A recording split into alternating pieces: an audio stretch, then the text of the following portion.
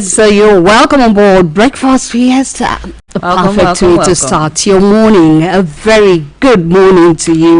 And thank you for joining us again today on this program, Breakfast Fiesta, Oluyole 98.5 FM, Ibadan. My name is Jamila Elegbede, and my runaway co-presenter. Yes, you weren't here last week, were you? No, I thought you would be here to welcome me, but you know, you did the welcoming. I'm very grateful. Thank you. I hope you did well. I'm very sure you did very well. Welcome you now. Welcome. No, I am the one welcoming you now. Yes, I got here before you. So it's the guest doing the welcoming now. All right. Welcome everybody. Thank you for joining us again this beautiful morning on Breakfast Fiesta on Oluyole 98.5 FM Ibadan. And of course, my name is Florence Cheryl, saying welcome aboard. Let's get this moving. Yes, we welcome you on board behalf of all the producer Oladimeji Salaudin. We also have Afiz Omiyale on the console, and Kazim Folari, yes, is an engineering officer on duty. It promises to be a wonderful day as always as you stay with us on this program. A lot of enlightening to do, yes. As always. Thank you again for joining us. So I hope you had a wonderful day, and then you are up this morning out there to make the very best of this Monday, and of course the week may be a beautiful day and a beautiful week for you. Amen. We have some observances today. Right. Sadly, today. Do we have some? Yes, we have like a number. All right. Yes, okay, like a number of them. Sadly, should we begin with the... Yes, we should. Yes, it's been 54 days since the Oriri abduction. Yes. And we're still hoping and praying to God that, we get our children and teachers safe and sound.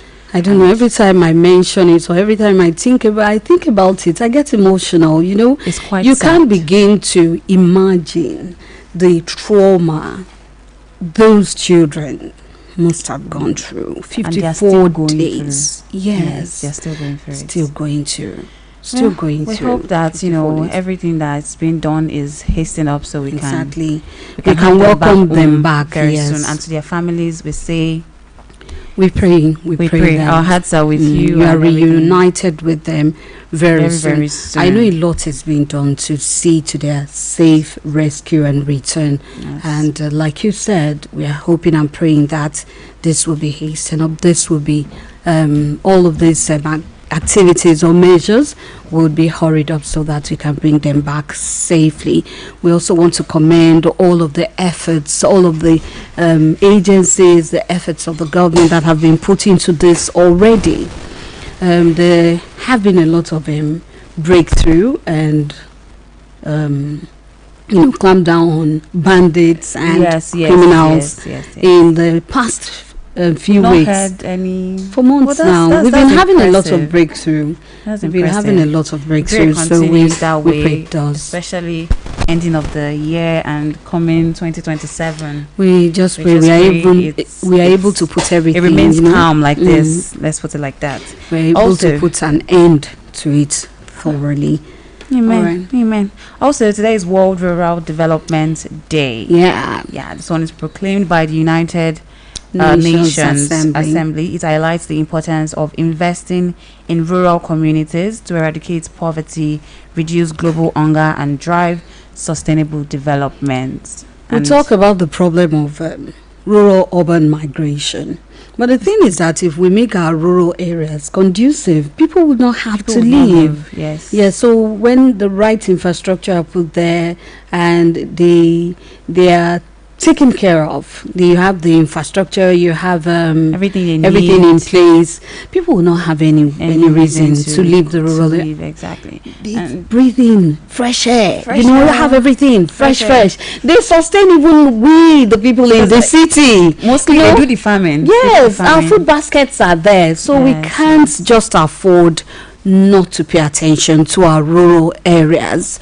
The development of our rural areas should be a priority. So this is a call to action to the government, to every authority or agency concerned to sustaining it and sustaining ourselves too in the process. And also for security. Yes. Most of them can't go to farm because of bandit attacks and things like that. So everything should be put in place to make life conducive for those in the rural areas. And by the same way, also saving us in the urban centers. Exactly. Also, today is World Zoonosis Day. This one is dedicated to raising awareness about animals to human diseases, the risks of disease that spreads between animals and humans. All right. Yes. And we get a lot of that. We have a lot of that. We have a lot. Rabies, I think the case of Ebola. Ebola too. Also from an animal.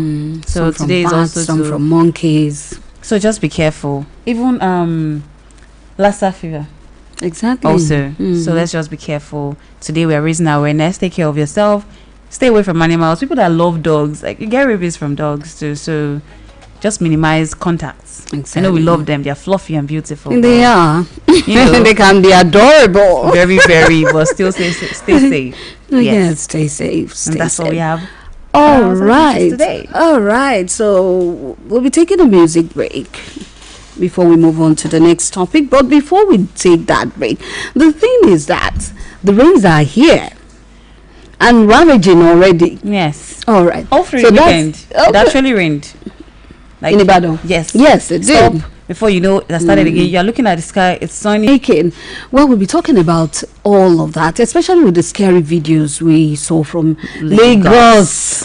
Honestly, we need to put some things in place. We really do. So that Lagos we'll be coming back to talk about that. A lot. Okay, we hope we don't experience the same thing. By God's grace. We do the needful. Breakfast Fiesta will be back.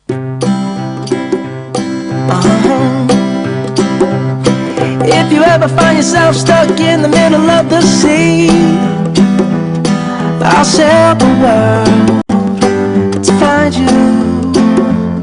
If you ever find yourself lost in the dark and you can't see, I'll be the light to guide you. Find out what we're made of. We are called to help our friends in need. You can count on me like 1, 2, 3, I'll be there.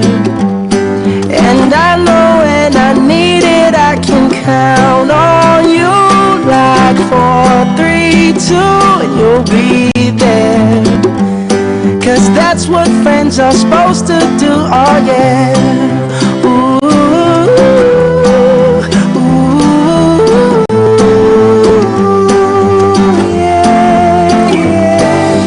Tossing and you're turning and you just can't fall asleep, I'll sing a song beside you. And if you ever forget how much you really mean to me, every day I will remind you. Oh, find out what we're made of. We are called to help our friends in need. You can count on me like 1, 2, 3, I'll be there. And I know when I need it, I can count on you like 4, 3, 2, and you'll be there. 'Cause that's what friends are supposed to do, oh yeah. Ooh.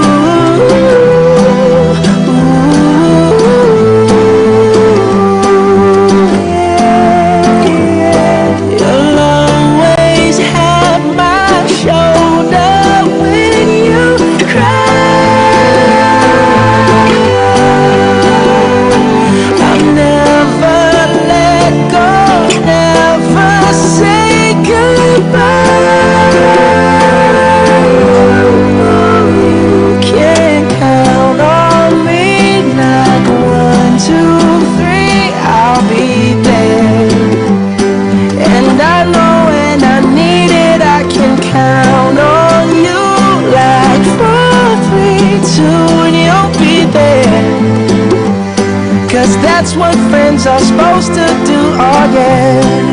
Ooh, ooh.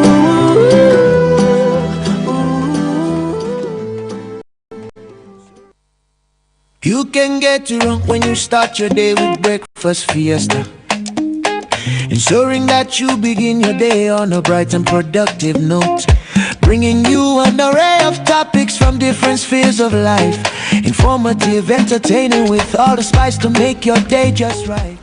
All right, you're welcome back to Breakfast Fiesta on Oluyole 98.5 FM. Thank you so much for staying with us.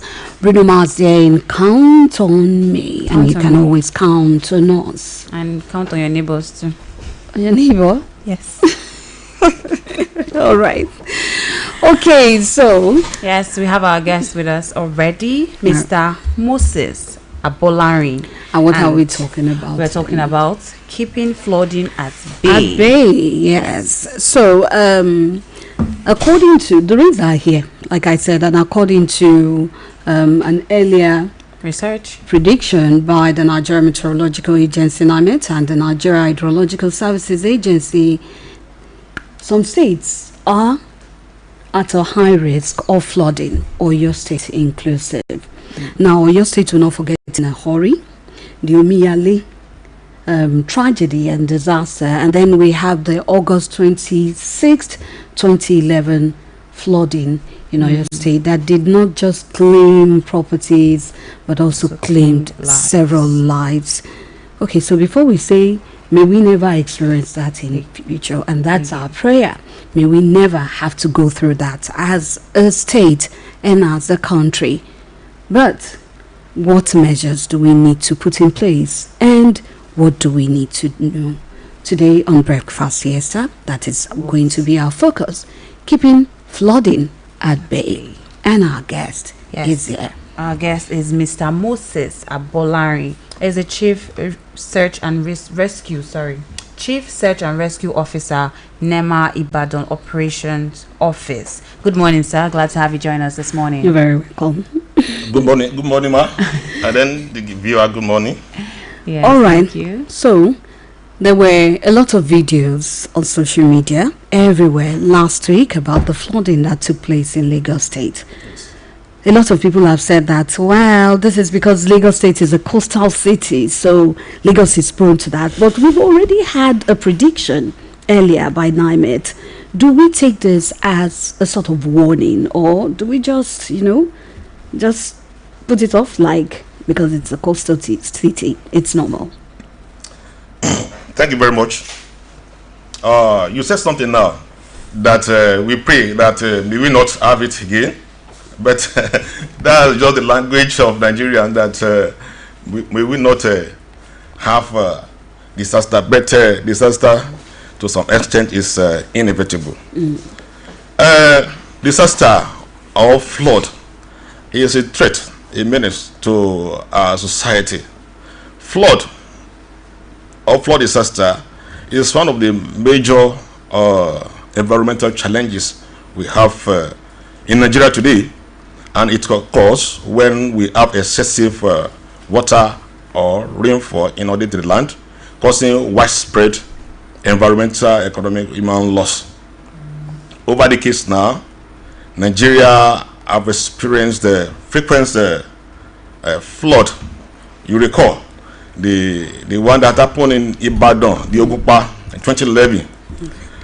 How magnitude it was.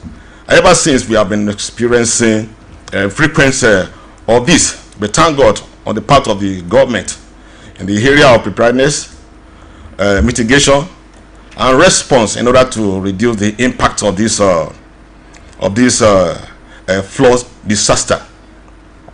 National Emergency Management Agency, through the federal government, under the leadership of Mrs. Zubaru Fumar, recently launched a program called National Preparedness and Response Campaign.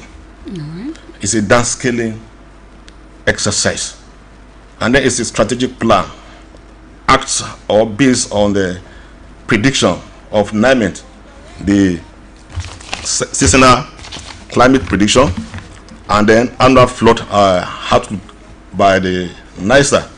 It's a strategic action plan whereby all the critical stakeholders are being called together to brace up and being sensitized on this impending flooding. I call it dance scaling exercise. It's a kind of early warning system, whereby you agree with me that disaster management is not a one-man show. It's a business of everybody. It's high time we understand this in Nigeria, that when you continue to say maybe government, this and that, you want to shift blame, and it keeps on affecting the individual. You know how much, although you know how much government is spending when it comes to yearly, when it comes to the issue of flood. But what about on our own side? All right. We have a great role to play. Now, I said NEMA established a dance scaling exercise whereby the officials of NEMA have been deployed to all the states. You agree with me? Based on that prediction, it was stated there that almost all the states of the Federation will experience flood this year. And then, unfortunately, Oyo State is one of them. And I can even tell you that like 19 states have been stated, 19 local government of Oyo State have been stated there that's going to be affected. Now, wasn't 2 weeks ago, our official came down from Abuja with the office in Ibadan here. We launched the program. The program is dance scaling system, whereby calling the state government and the local government together to brainstorm, to brace up in the area of preparedness and response towards this impending flooding. All right. So, like you said, when we talk about flooding, Yes. it isn't just a government's responsibility to prevent it. Yeah. Individuals to have a Their role own to role, play. yes. In what ways do we contribute to this disaster as a people? Okay, thank you very much. Every one of us have a role to play. Let me use myself as an example. When I pack into my place, I discovered that we have the coverage there is destroyed, is blocked. So there is stagnant water there, and I know the implication of this. I used myself voluntarily. I didn't even ask anybody or the landlord to contribute anything. I called the laborer to clear the culvert in order to allow the free flow of water. So on the individual aspect of it, there is something, or in an emergency setting, that sees something, says something. You don't just keep it to yourself. Take action. You observe that people get happy whenever there is rain. You see people piling the refuse they have in their homes. They will be rejoicing, and then you see them dumping all this refuse on the waterways, forgetting that at a point it will refuse to move and then block the waterways. On that note, what do you expect? Water will find its level and then to splash. In that case, on the individual aspect of it, we need to be sensitized and take action. Do something.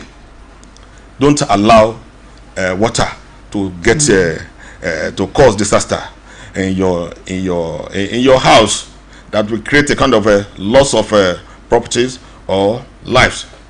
So we have a very major role on the individual to play. You need to be sensitized. Have the hazard around you.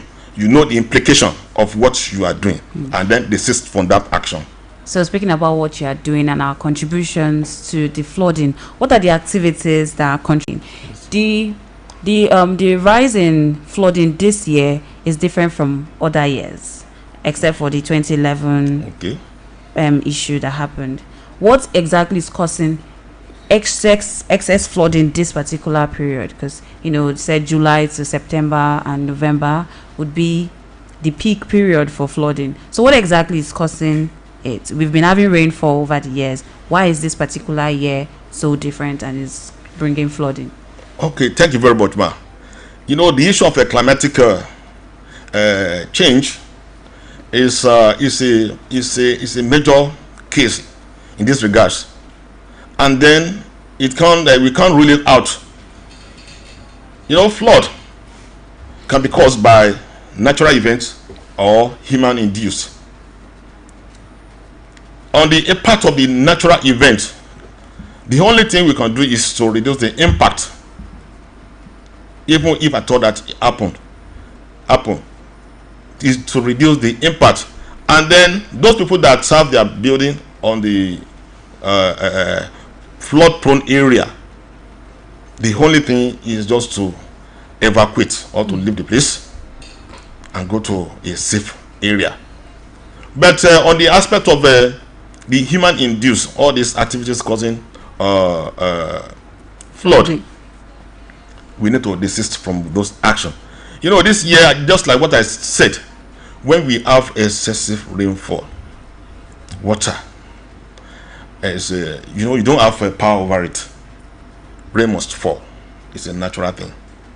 So if it happens, the only thing is to look for a way to mitigate in order to reduce the impact, even if there is any flood incident. All right. I'm going by your interaction, yes, and with the people of Oyo State and even the government, would you say the residents of the state have learned from the experience, the very sad experience we've had in the past? Oh, thank you very much, ma. I must say that government has really done well in their effort, especially in sensitizing people on the implication of flood incident in Oyo State. To be realistic, if you look back at right from the 2011, I don't think we have Oyo State have recorded any major flood incidents again. So I must say that there is a response. It has been effective in their action. People are yielding, but that's not the area we are going to. We still need to forge ahead in our action in order to have a kind of a zero tolerance to flood disaster in our society. Oh, when you were speaking, you mentioned evacuating to shelter, safe areas. Exactly. And now we're even having urban flood. So where are the urban people going to move to? Where are the rural people going to move to? And most people in the rural area, they most likely do not have people at the urban centers that they will say, okay, we are moving there if the flood is not there. So are there shelter, like places that have been prepared by the government or maybe agencies for when this happens? Yeah, thank you very much, ma. I must say something that each, especially in Nigeria, each area has their own peculiarity. In the north, we have a series of IDP camp. It works there. But coming down to our side here, I remember when I was in Lagos, there was a fire incident somewhere, and then we went there, advised those people, this place is very close to this long bridge. What do you call it? Very close to Ibitimeta. And then we advised them to leave the place. The guy said, we have become Mario in this place. These are Mario. Third Milan Bridge. That Third Milan Bridge. Exactly. Those areas, it's a water. We advised them that this place is not this and that. And then the guy said, we have become Mario in this place, so nobody come push us out of this place. So we have a kind of belief in our sites here. And then this is a cultural heritage tradition that am I the one that will go and stay in this place. So we encourage people to leave the area. I don't think, I don't know, maybe we have a specific IDP camp in Oyo State, but I believe and I know that whenever such happen, people tend to stay in their relatives. So that is what that's our observation. They leave the environment and then move to a safe area where they have their family. Yes. So if there is a situation where they do not have relative and they do not move, the National Emergency Management Agency, which is NEMA, yes, there's no preparations on their parts like that people can call out to, just in case we have stubborn people. Okay. Some people might not leave until it's too late. Almost too late. And who can we reach out to? Who can we talk to? Can they call? Or like just something that they can do to avoid loss of lives. Okay, you made the number or what? That's their number. Our whole number. Oh, what? We're talking actually about having a safe space. Yes, having a safe or like space. a shelter. A shelter. Okay, when such happen. Yes. Although we have never have such a incident in Ibadan or your state, whereby we will be pushed to that extreme. But if it happen, there is no how we have to create a shelter. All right. NEMA has the capacity to do that. We have been trained, and then we look for a safe area, and then have a kind of a temporary camp. Yes, for them. All right. So I know you said that people are more enlightened now, and that's why we've been having safer and disaster-free rainy season. Yes. But the thing is that I have noticed something about our people. Most times when they're enlightened not to do something until there's a sort of enforcement, people don't completely comply. When it comes to dumping refuse in waterways and drainages and things like that, what kind of enforcement do you think should be put in place? And maybe your agency, in collaboration with the state government, what are you doing to ensure that there's a sort of enforcement or follow-up to ensure that people do not engage in this? Okay. Thank you very much, Ma. You know, when you mention enforcement, NEMA, this is an agency, it's a coordinating agency. And then what we do is to advise the government and then sensitize the people.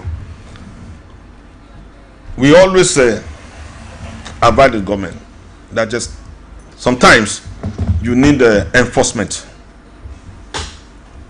when it comes to issue like this. But I must tell you, everything still lies on the hand of the government in power to take the action. But we give advice that this issue needs thorough enforcement.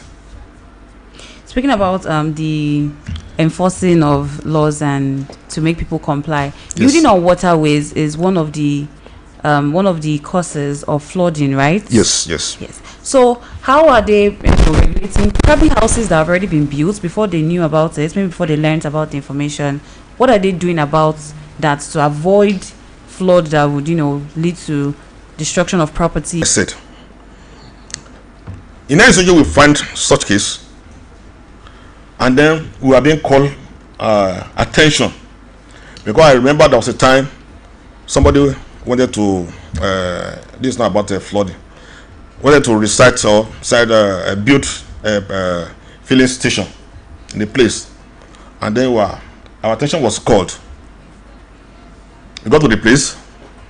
This is one of the enforcements we are talking about.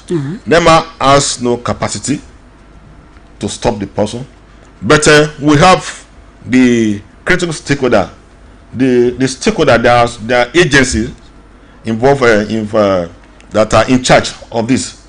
The only thing is we have a report and then send it to them, notify them, and then give them the implication of what the person has done. So we give advice and then we give the recommendation. So it is on the part of the agency, and then you all agree with me. There are many buildings that have been marked for demolition. So I can say the agencies, those agencies or the organization are trying on their own way. So if the building were to be demolished, there is no how. They have to demolish it. So that's just it. All right, you are the Chief Search and Rescue Officer, which means that you must have had a lot of hands-on experience with, when there are disasters such as this. Yes. Can you share some of your experiences with us, those that we can learn from as a people? Okay. Thank you very much, Ma. I have the opportunity to work in Jos. From Jos, I was posted to Lagos. So I can say be north and then southwest. And then I can say each area or geographical zone has their own peculiarity. In Jos, my experience, the issue of community dispute, all right, dispute, killing, and many others like that. We go out for response. You rescue, and then you carry the dead body, and many others like that. When I was in Lagos, you talk of flooding, you talk of the one we are talking about you now. talk about building collapse. It's not easy to be realistic, and then the only thing is I just want to advise people that like building collapse now, even government will tell them, you mark the building that this place is not strong enough, and then people will still stay there. Will still stay there until the building collapse. So I want to urge the citizen to be sensitive and then to be conscious of their environment. Immediately you are being told that leave this place, just yield to the advice in order to avoid any act of disaster. So my experience so far, I can say maybe is great. But thank God, when I got to Ibadan, Ibadan is not. Ibadan is still calm. Law-abiding people. We are. It's calm. Yeah, I can thank God for that. Even in the area of flooding, I can say maybe Ibadan is not part of the high risk that are categorized on the but but we've been categorized as one. Yes, as one. Yes, but it's not as compared to that of Lagos. Okay. I don't think Ibadan can have something like that. I don't think so, but in this place, yes, very easy. But then most times the way it is, information don't reach people that, would I say, people at the rural area, they don't really get things fast. Information would not reach them fast. So now for people listening to us, at what stage do we realize that we had to flee already? Because rain is falling. Rain has been falling since morning. Okay, good, it's drizzling. But at what point should we understand that, okay, it is time for us to evacuate this place? Okay, thank you very much. To the people in the urban center, majority of us are enlightened. It is high time we are being educated. There is everyday prediction from the NIMET. We need to check the weather forecast. Whether we have a high rainfall today, temperature or whatsoever. But on the part of the people at the grassroots, the community, so like what I said the other time, that 2 weeks ago we launched that program in Oyo State here, and then we call out that program that day. There was a community outreach. There is a community engagement. We go directly to them. We have the officers there at the local government in charge of that.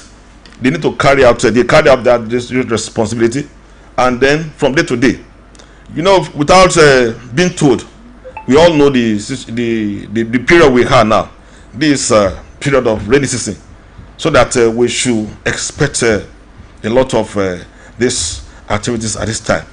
So I'm very sure the officers there, just like what I said, NEMA cannot be everywhere, and then with the effect and then the impact of the media engagement, I really appreciate you, ma, for taking this program upon, and then I believe that it will go a long way.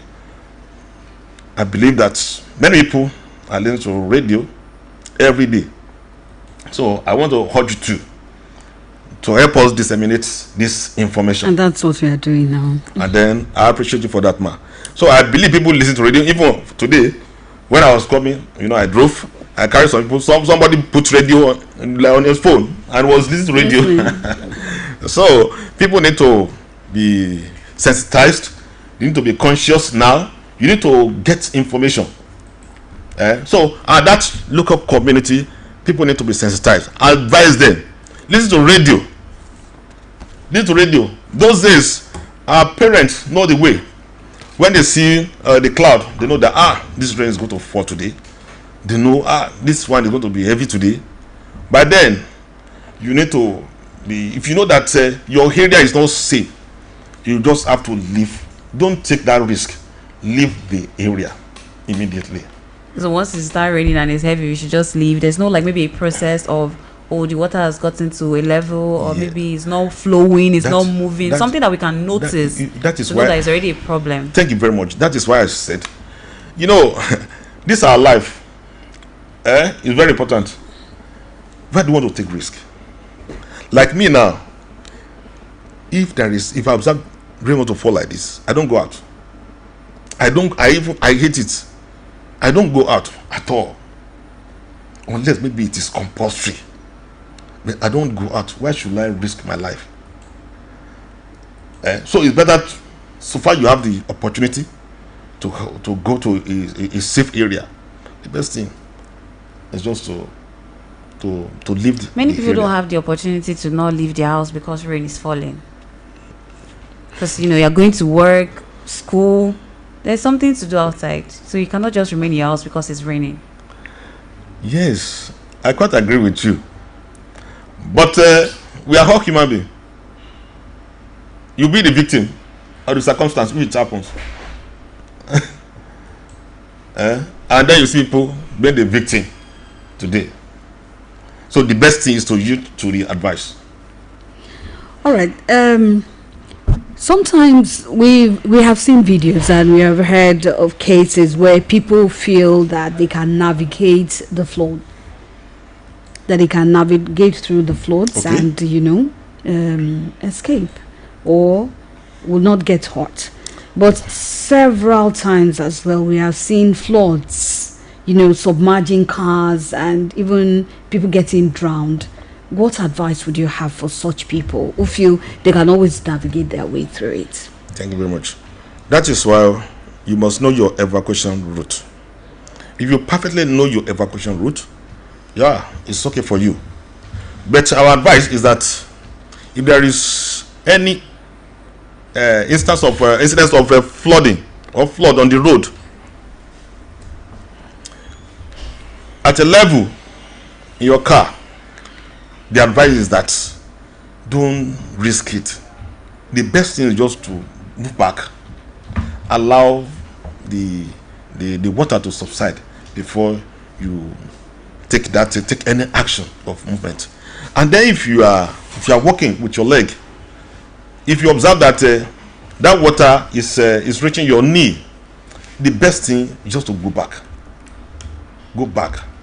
Don't attempt to navigate anything. Don't take, because navigating is like maybe you want to take the risk. Many people have taken risk, and then you see them fall into that water, a place that you cannot see clearly, and then you want to enter into it. Is deadly. So our advice is that those people that stay very close to the river, they should desist. They should leave the area. And then if there is flood, if there is water on the road, if you are walking at the level in your body may be almost reaching your knee, just go back. If you are driving, don't take that risk of passing through that water. How many times will it take you Even if it is for the whole day. It doesn't. Some people even make it a job, helping you like go back and forth in the water. Yes, I can see a lot of people doing that. That is, maybe if you are being trapped. Rescue effort. If you are being trapped, so it is allowed. Even if you see people trapped, you see them out there. You see on that area, just the fire service that normally be the lead agency in that regards. So you see all the rescue or the response agencies there in order to carry out a kind of a rescue assistance to the victims. So, but why should you wait for that? But sometimes something like this, I've seen a situation whereby it happens in the night. The woman just said, she just woke up in the night and discovered that what is this? Water has flooded everywhere. But thank God, they know their way. Immediately, they got through the window, and then with the assistance of people, they were being rescued. But my point is that why should you wait for that time to come? If you know that your environment, your area is prone to flood, the best thing is to leave the area. It's better to save your life than to put your life at risk. There's something I've seen people do a lot when there's flooding like this. They hold hands and then, legs apart to wade through the river or the flowing water or the flood or something. People do it a lot. In fact, you're walking, you do not want to enter into it, you don't want to go into the flood, you don't want to navigate it, but they'll keep encouraging you that when you do that, you hold hands and then with your legs apart, you can always find your way through it. You have saved already. You have not been the victim. Maybe you are caught unaware. I will not advise you to do that. We don't give that such advice. That maybe five of you will. I've seen the situation whereby when we were in Lagos, there was a kind of it wasn't not a ocean search in Kuram. I was there. Both rescuer and the people living there, they were swept away. The rescuer, the trained one. Yes. So when we talk about water, though sometimes it's not something to joke with. So we don't advise. So far you are in the safe area, the best thing is just give a kind of a little patience. If you realize it will all subside. All right. The program is a breakfast Fiesta on Oluyole 98.5 FM. We'll be taking a break to bring you the news and Iroyi, and we'll continue with this discussion when we're done. Do stay with us. It's the Fiesta. It's the Fiesta. It's the Fiesta.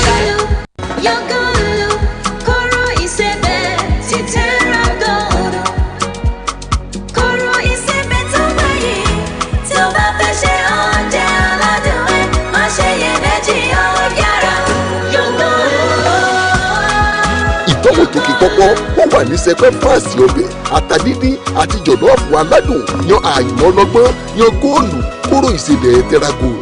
Kóró kan àrà tí ò lópin Terragold.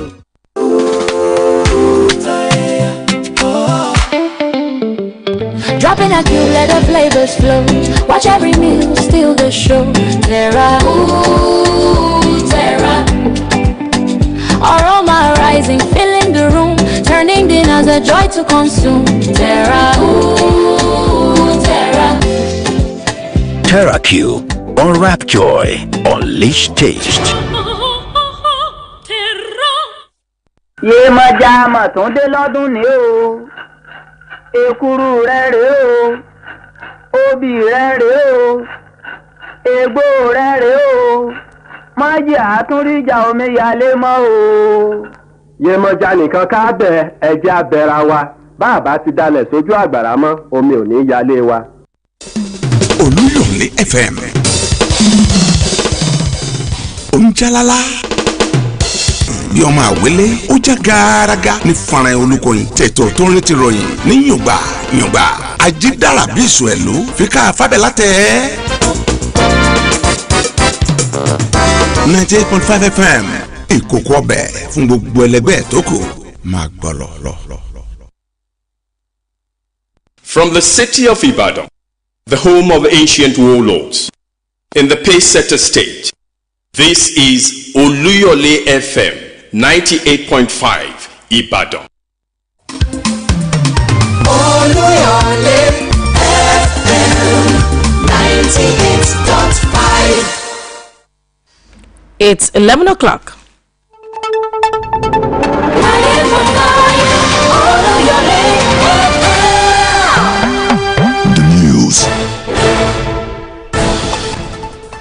Good morning, the news on the hour.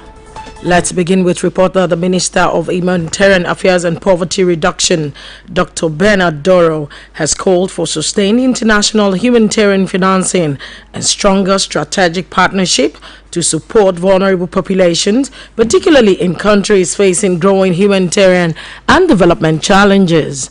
The minister made the call during a series of high-level engagement in Brussels, Belgium, where he met with Larry Pageant and Hannah Jolo Moro, members of the European Parliament, to discuss the future of humanitarian response, social protection, and poverty reduction.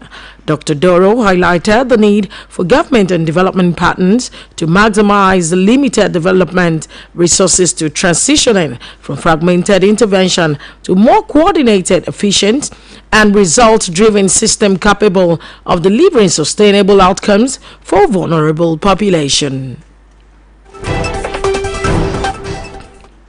Moving on, the Chief of Army Staff, Lieutenant General Wahidi Shuaibu, has emphasized the need for closer cooperation among African militaries in confronting terrorism, insurgency, and other cross-border security threats affecting the continent. Lieutenant General Shuaibu made the appeal during the 3rd African Land Forces Forum, organized as part of the Nigerian Army Day celebration, NADCEL 2026 in Port Harcourt. According to the acting director of Army Public Relations, Colonel Apollonia Anele, disclosed the development in a statement. The Chief of Army Staff received Army chiefs and defense representatives from 17 African nations participating in the forum, noting that their attendance underscore a collective resolve to strengthen continental unity, improve regional security, and foster sustainable peace across Africa. Lieutenant General Shuaibu explained that incorporating the forum into NADCEL 2026 created an avenue not only to honor the legacy of the Nigerian Army, but also to reinforce military partnership among African countries. That ends the news on the hour. Thank you for listening. Àmì òjijì rédíò tí ó láfiwé Oluyole FM àwa ni bàbá.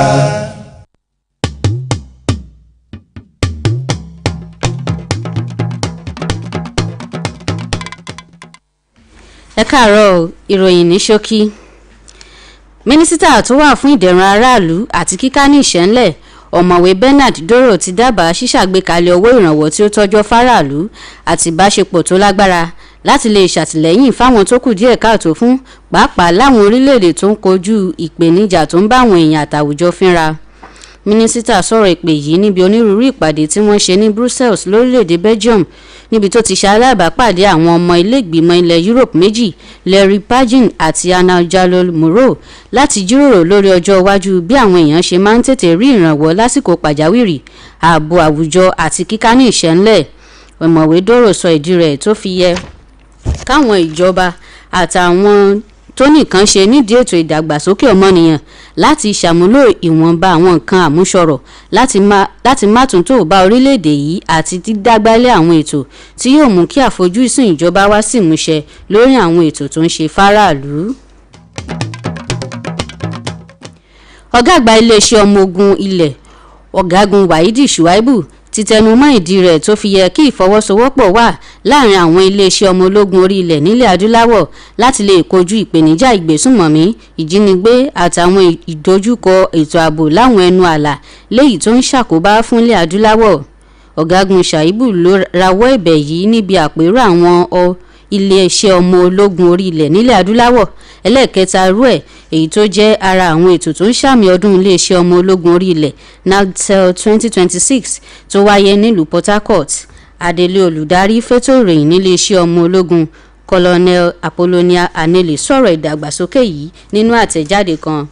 iléeṣẹ́ ọmọ ológun gbàlejò àwọn aṣojú àwọn ọ̀gágun láti orílẹ̀-èdè 17 nílẹ̀ adúláwọ̀ léyìí tó ní wíwá sípàdé àpérò náà fi hàn pé àjọṣepọ̀ wà láti ró ìṣọ̀kan ilẹ̀ adúláwọ̀ lágbára kí ètò ààbò ẹkùn lè dúró déédé àti láti mú àlàáfíà bá tìbútòrò ilẹ̀ adúláwọ̀. ọ̀gágun shaibu ṣàlàyé pé fífi àpérò náà sára ayẹyẹ ọdún àwọn ọmọ ológun orí ilẹ̀ tọdún yìí kì í ṣe láti bọlá fún iléeṣẹ́ ọmọ ológun orí ilẹ̀ nìkan bí kò ṣe láti túbọ̀ pèsè àǹfààní fún ìbáṣepọ̀ láàrin àwọn iléeṣẹ́ ọmọ ológun orí ilẹ̀ láwọn orílẹ̀-èdè ilẹ̀ adúláwọ̀. èyí ló pin ìròyìn ní ṣókí ẹ máa yáṣẹ́.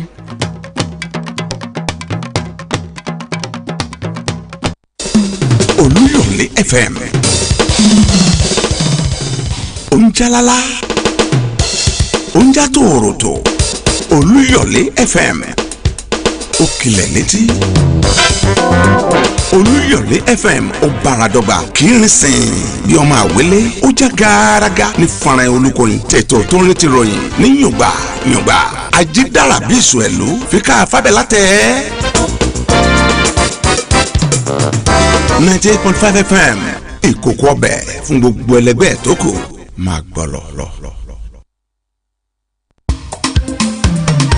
Oluyole FM 98.5. Ensuring that you begin your day on a bright and productive note, bringing you an array of topics from different spheres of life, informative, entertaining, with all the spice to make your day just right. Welcome back. It's still Breakfast Fiesta on Oluyole 98.5 FM, and our topic of discussion is keeping flooding at bay. And to do justice with that, that has been doing justice to that, yes, we have Mr. Moses Abolari, Chief Search and Rescue Officer, NEMA Ibadan Operations Office. Thank you for staying with us, Sam. Thank you, ma. Yes, sir. So, when people hear flooding, most times they mistake it for erosion. So, what is the difference between flooding and erosion, and which of them is the later stage? Which one does it? What does it start with, and then it's gradually leads to the other? Okay, thank you very much, ma. There is a difference between flood and erosion. Just like what I said the other time, that flood is when we have excessive rainfall inundating the land. You see it on the land, splash all over the area. But erosion, even if we have a small amount of rainfall, you can still see erosion on the drainage. You see erosion is a kind of let me put it, flood is a kind of a larger patch of erosion when you see water all over the area. But erosion is just a kind of minor water passing through the waterways or the drainage system. All right. So what are the? Okay, you were saying no. Continue.